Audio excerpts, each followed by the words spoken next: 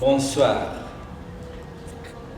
Que le Seigneur Dieu nous bénisse tous. Amen. Aujourd'hui, nous avons jugé bon d'établir une liste qui ne sera pas exhaustive des actes répugnants que le bon Dieu déteste. Puisqu'il y a des moments où on commet un acte, on ne réalise pas que c'est un péché.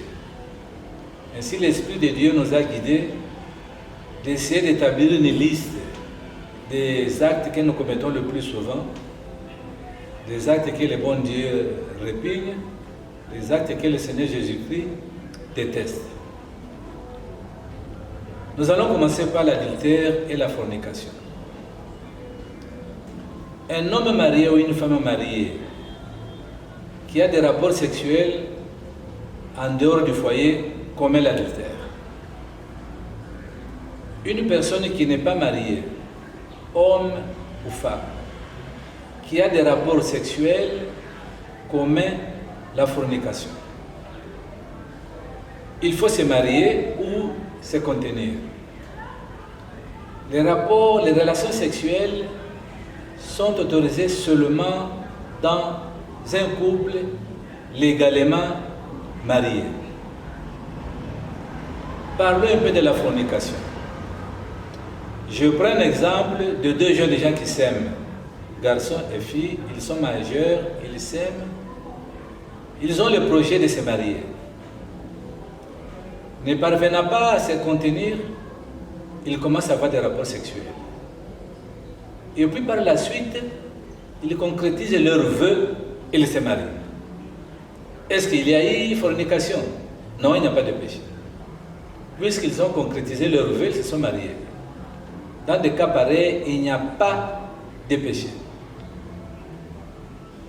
Si, après avoir projeté le vœu de se marier, ils ont des relations sexuelles, et puis par la suite, le vœu n'est pas réalisé, alors là, ils pêchent, il y a fornication. Parlons de la polygamie et la polyandrie. Notre Dieu n'aime pas la polygamie. Il faut un homme et une femme. Le Seigneur n'aime pas non plus la polyandrie, une femme qui a beaucoup de maris. Non. Il y en a qui disent que dans l'Ancien Testament, les gens étaient des polygames et ils répudiaient leurs femmes n'importe comment. Quand on nous dit ces choses, nous leur disons ceci. Dans l'Ancien Testament, du point de vue intelligence, l'homme était comme un petit enfant. Alors le bon Dieu avait usé d'une grande méthodologie divine. Il a commencé à éduquer l'homme doucement, doucement, jusqu'à la venue du Seigneur Jésus-Christ, qui a redonné à la loi de notre Père sa valeur spirituelle. Le Seigneur est contre la polygamie. Il y en a qui disent que bon, je peux avoir plusieurs femmes et puis j'essaie de les satisfaire. Non. Satisfaire une femme matériellement, ce n'est pas ça l'amour. Dieu est amour. Aucune femme ne peut accepter que son mari puisse avoir une deuxième femme, une deuxième épouse. Non. Les femmes essaient tout simplement de supporter. Et vous, l'homme voulait vous racheter en faisant des gestes matériels. Bon, je vais les satisfaire toutes de la même façon. Non, non, non. Le Seigneur n'aime pas l'adultère. N'aime pas non plus une femme qui a plusieurs maris. Voyons le divorce, la répudiation et la séparation des corps. Le Seigneur n'aime pas le divorce. On se marie une fois pour toutes. Quel que soit l'acte qui pourrait être commis dans le foyer, il faut avoir le cœur de supporter. Il faut avoir le cœur de supporter et de pardonner. Le Seigneur Jésus-Christ avait dit ceci, compte tenu de la dureté de notre cœur, il a dit, bon, on peut divorcer en cas d'infidélité. Cela ne veut pas dire que c'est une règle, quand il y a infidélité dans le foyer, on divorce. Quand il y a infidélité, on divorce. Non. S'il a dit ça, c'est puisque les hommes ne sont pas disposés à pardonner. Maintenant, quand il y a un cas d'infidélité, comme ils aiment se séparer de leur femme, quand on en a marre, on veut la répudier, alors ils divorcent. Mais un homme qui supporte tout, même s'il y a un cas d'infidélité, il ne décide pas de répudier son épouse, fait mieux. Le Seigneur n'aime pas le divorce. Il n'aime pas non plus la répudiation. Il n'aime pas la séparation des corps dans un couple. Supposons un des partenaires du couple se sépare, séparation des lits. Quand on se sépare, l'autre partenaire, s'il n'arrive pas à se contenir, il va faire l'adultère ailleurs. Et en faisant l'adultère, la personne qui a provoqué la séparation va pécher par complicité. Puisque c'est elle qui est à la cause de l'adultère de l'autre qui est allé avoir des relations non autorisées à l'extérieur de son foyer. Il pêche en commettant l'adultère et la personne qui est responsable de la séparation des corps dans le foyer pêche aussi par complicité. Les deux se partagent le péché d'adultère, puisque l'un a commis un acte consommé, l'autre est à la base de cet acte commis. Voyons maintenant l'homosexualité. Le Seigneur n'aime pas l'homosexualité. Deux personnes de même sexe qui se marient, deux femmes qui se marient. Non, le Seigneur est contre l'homosexualité. Et des responsables religieux qui bénissent des mariages infâmes entre deux personnes de même sexe pêchent. Dans un pays, si le gouvernement a pris comme mesure d'autoriser l'homosexualité, tous les membres du gouvernement qui ont approuvé la mesure pêchent. C'est un péché collectif, ils vont tous pécher par complicité. Des lois pareilles, même si ça entre dans l'Assemblée nationale, votons une loi qui autorise l'homosexualité. Votons une loi qui autorise l'avortement. On veut officialiser l'avortement. Tous ceux qui vont plutôt approuver une telle loi pêchent. Sont tous des pécheurs. C'est un péché collectif. Toute l'Assemblée va pécher, sauf ceux qui n'ont pas approuvé la loi. Eux seront exempts de ces péchés. Ainsi, nous voulons dire que le Seigneur n'aime pas l'avortement. Une personne qui avorte tue. L'avortement est un meurtre. Et celui qui provoque l'avortement tue aussi. Bien entendu, chaque homme est un cas devant le Seigneur. Quand on a commis un tel acte, il faudra présenter à notre Dieu les circonstances et les mobiles qui vous ont poussé à avorter ou à faire avorter. Chaque personne est un cas. Chaque personne a ses mobiles à présenter à notre Dieu. Ce que nous disons, c'est d'une façon générale, l'avortement est un meurtre. Un jour, j'ai bavardé avec des amis médecins, des médecins de renom. Ils m'ont dit ceci: l'embryon de quelques jours n'est pas un être humain. On peut s'en débarrasser, ce n'est pas mal.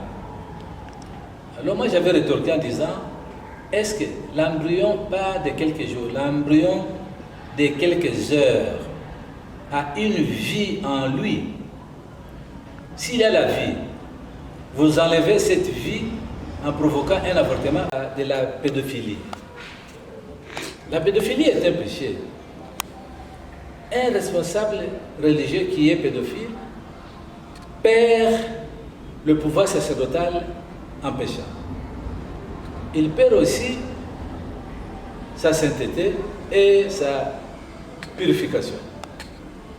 Un responsable religieux qui est pédophile n'a plus le droit de dire une messe, il ne peut plus célébrer un culte, il ne peut plus puisqu'il a perdu son pouvoir. Il a péché. Et si maintenant nous avons des responsables religieux qui sont des pédophiles, et puis ils sont couverts par leurs évêques, dans ces cas, les responsables religieux qui est pédophile pêchent et l'évêque qui les couvre pêche par complicité. Un homme pédophile ne peut pas dire une messe. C'est ça le mal dans notre église catholique. La pédophilie. On ne sait pas se contenir, il faut se marier. Si on est incapable de supporter le célibat, alors il faut démissionner.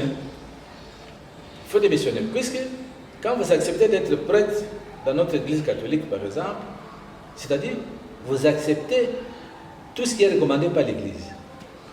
Vous acceptez d'être célibataire. Et si maintenant vous commencez à commettre des actes d'adultère, des fornications par-ci par-là, des actes de pédophilie, là c'est fini, vous devenez tout simplement un fonctionnaire de l'État. L'apparence d'un serviteur de Dieu, mais c'est pur qu'un païen. Plus tard, il y a une vidéo que nous allons lancer concernant la messe, concernant les serviteurs de Dieu, comme le Seigneur Jésus-Christ lui-même nous a appelés. Parlons maintenant de la consommation de boissons enivrantes. La consommation de boissons enivrantes,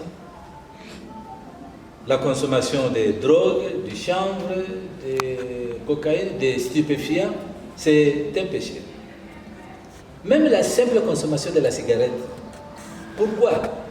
Parce que votre corps est le temple du Saint-Esprit. Parce que le Saint-Esprit vit dans votre corps. Parce que votre corps ne vous appartient plus. C'est le temple de Dieu. Dieu et son Fils font leur demeure dans votre corps par les biais du Saint-Esprit. Ainsi, la simple consommation de boissons enivrantes est un mal et rejetée par notre Seigneur. Un jour, quand je disais ces choses, il y a un chrétien qui m'avait dit, mais papa passé, pourquoi le Seigneur Jésus-Christ avait transformé l'eau en vin? Et puis moi aussi j'avais dit ceci. Paul, lorsqu'il nous prêche, il dit, pour sauver les ivrognes, parfois je me comporte comme un ivrogne, tout en n'étant pas un ivrogne, pour essayer d'en sauver quelques-uns. Alors le Seigneur Jésus-Christ lui-même, il a usé aussi de ces raisonnements-là. Il s'est trouvé dans un groupe de païens, excusez-moi le terme. Il voulait commencer sa vie publique. Sa maman lui dit, il manque de boissons. Le Seigneur a accepté, il dit, bon, ça va. Il a transformé l'eau en vin. C'est-à-dire, il est pour l'ivrognerie. Non, non. Il s'est trouvé dans un groupe d'ivrognes. Alors, il a fait comme s'il était un ivrogne, tout en n'étant pas un ivrogne lui-même, comme Paul le dit dans son évangile. Comme le corps est un temple de Dieu, nous ne sommes pas autorisés de prendre des boissons enivrantes. Paul, à son époque, avait autorisé Timothée de consommer un peu de vin, puisque Timothée avait des indispositions dans son ventre. Là, Timothée prenait le vin comme un remède. Si vous, personnellement, vous êtes obligé de prendre un peu de whisky, compte tenu de votre santé, là, c'est votre dossier personnel avec votre Seigneur. Nous ne pouvons pas le faire, puisque notre corps est le temple du Seigneur Jésus-Christ. Mon corps ne m'appartient plus. C'est un temple de quelqu'un d'autre, et c'est quelqu'un d'autre, c'est lui-même le maître de l'univers par les biais du Saint-Esprit. Parlons des injustices. Toute forme d'injustice est un péché. Le favoritisme, la discrimination, la xénophobie, la haine des étrangers, tout ça sont des péchés. Le mensonge, la médisance, la calomnie, le dénigrement. Vous dénigrez votre frère pour tuer sa personnalité, vous péchez. Vous propagez une vérité méchante à l'égard de votre frère ou de votre sœur, vous péchez. Un jour, je vais donner un exemple. L'exemple d'Abraham. Abraham disait de son épouse que c'est ma sœur. Bien sûr, c'était sa sœur. Tout ça, c'était pour sauver sa vie. Donc, il y a mensonge et mensonge. Il y a un mensonge pour sauver une vie. Alors là, il faut utiliser le discernement et la sagesse. Pendant des tribulations ici au Burundi, par exemple, il y a un groupe de jeunes gens qui pourchassent quelqu'un d'autre, puisqu'il est d'une ethnie autre. On les pourchasse pour les limoger, et puis ils passent vite, vous les faites entrer chez vous, vous les cachez sous votre lit. Les assaillants armés de machettes et autres, ils arrivent, ils vous demandent, mais vous n'avez pas vu ce type que nous pourchassons? et puis vous mentez. Non, non, il a escaladé les murs et il est parti. Vous avez menti pour sauver une vie, vous n'avez pas péché. C'est pourquoi nous avons dit il y a mensonge et mensonge, il faut utiliser le discernement et la sagesse. Et que nous parlions aussi de la haine, la jalousie, l'envie. Vous n'arrivez pas à posséder, vous commencez à haïr. Les excès de colère, des querelles, des injures, tout ça sont des actes que le Seigneur répugne. Les tueries, personne n'a le droit de tuer. On n'a pas le droit de verser le sang de son frère. Les massacres, tout ça sont des péchés. Ajoutons aussi les excès de table. La gourmandise, mes amis, la gourmandise, les excès de table. Puisque Satan sait que l'homme adore son ventre. Raison pour laquelle les excès de table sont interdits. Raison pour laquelle un homme de Dieu doit de temps en temps jeûner. L'abstinence de manger et de boire. Pour montrer à Satan que l'homme ne vit pas seulement des aliments. L'homme peut vivre de toute parole qui vient de notre Père Céleste. Nous avons dit au début que cette liste n'est pas exhaustive. Il y a encore beaucoup de petits cas, mes amis. Je donne un exemple. Vous avez un travailleur chez vous, un groom, bien domestique. Financièrement, le Seigneur vous bénit. Quand c'est son jour de paye, vous vous laissez passer. Ah, je vais payer n'importe quoi. Et lui commence à se lamenter intérieurement, mais il a peur de vous, il ne peut pas vous le dire. Quand il se plaint, les plaintes arrivent directement chez notre Seigneur. Et là, vous faites mal. Vous faites mal puisque vous ne respectez pas la date de paie de cet homme qui travaille chez vous. Puisqu'il compte sur les petits riens que vous lui remettez. Vous avez des possibilités. Quand c'est sa date de paie, vous vous laissez passer. Ah, je vais payer n'importe quoi. Non, ça ne va pas. Vous faites mal. Nous avons dit au départ qu'il y a de ces actes qui attristent le Saint-Esprit.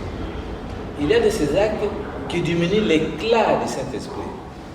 En posant des actes pareils, vous êtes en train d'attrister le Saint-Esprit qui est en vous. C'est une personne divine qui est en vous. Il peut être attristé. Donc il faut respecter. Quand c'est la date, c'est la date. Si je ne paye pas, je m'excuse.